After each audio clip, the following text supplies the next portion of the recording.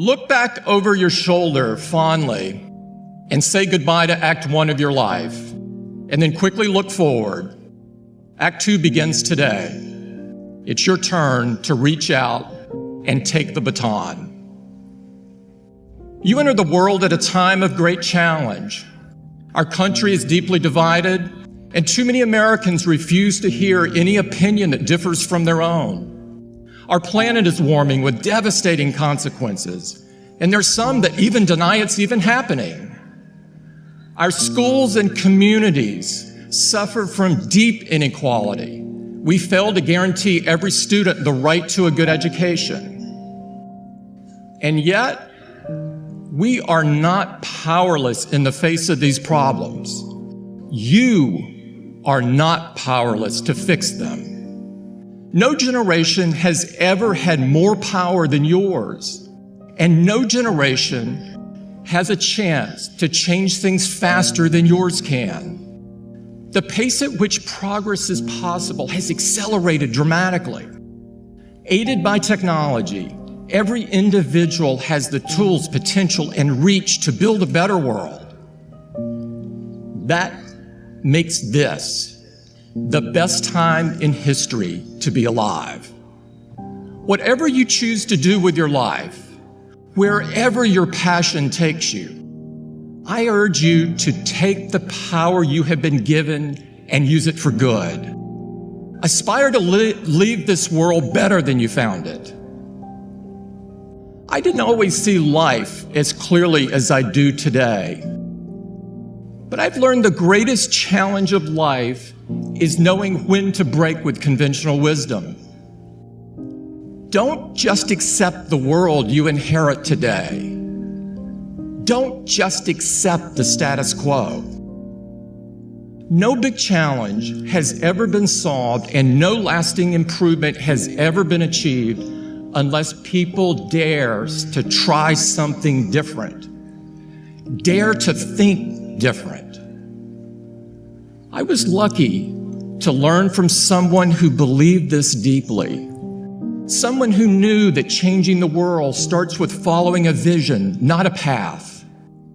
He was my friend and mentor, Steve Jobs.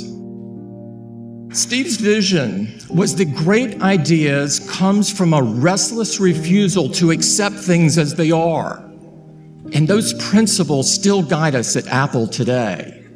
We reject the notion that global warming is inevitable. That's why we run Apple on 100% renewable energy.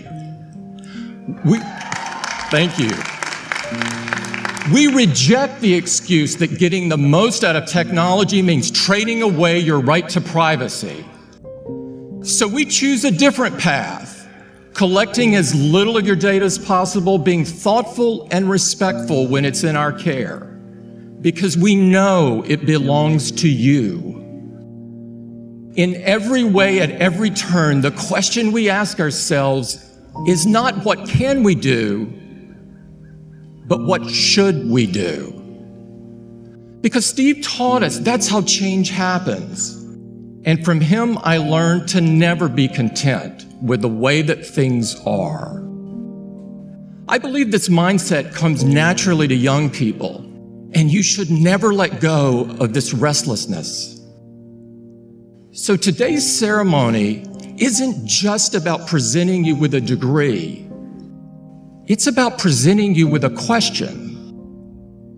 How will you challenge the status quo? How will you push the world forward? When you look across this country and when you see people's lives held back by discrimination and poverty, when you see injustice and inequality, you should be the last people to accept things as they are.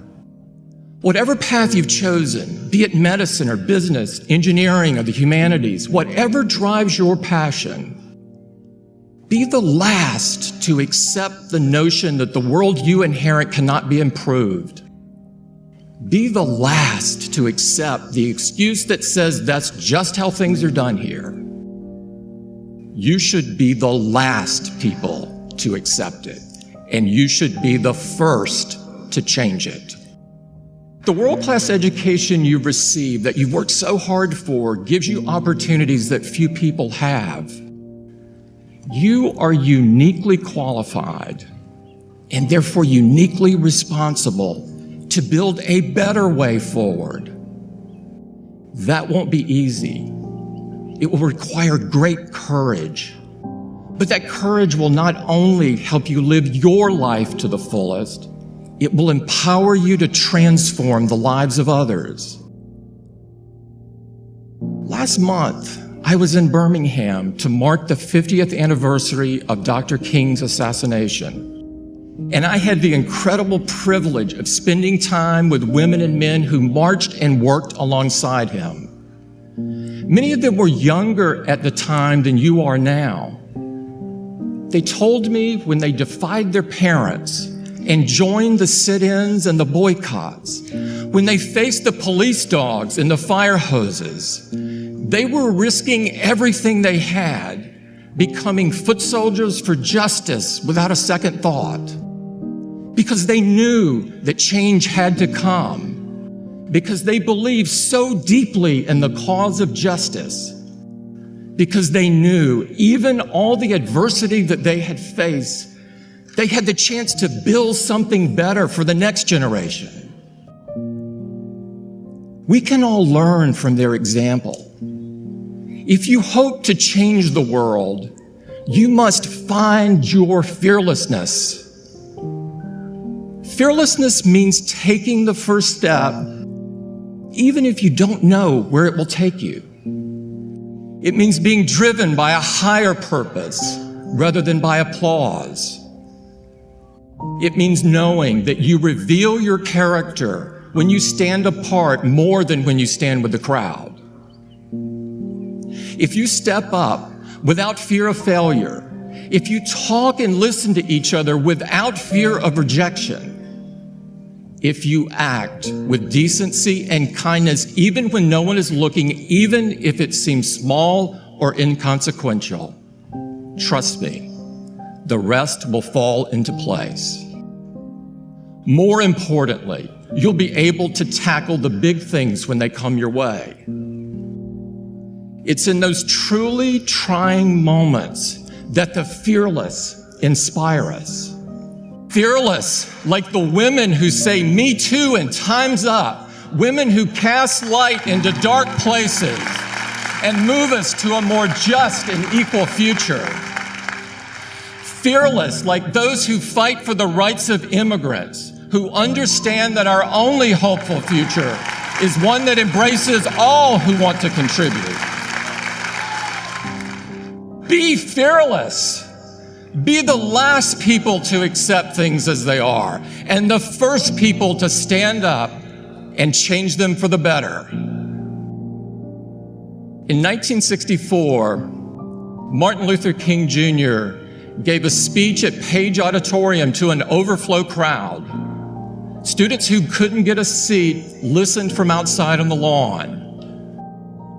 Dr. King warned them that someday we would all have to atone not only for the words and actions of the bad people, but for the appalling silence and indifference of the good people who sit around and say, "Wait on time."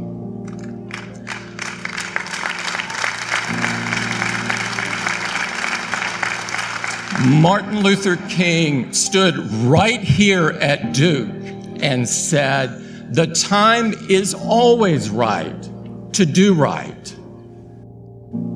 For you, that time is now. It will always be now. It's time to add your brick to the path of progress.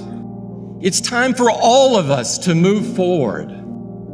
And it's time for you to lead the way.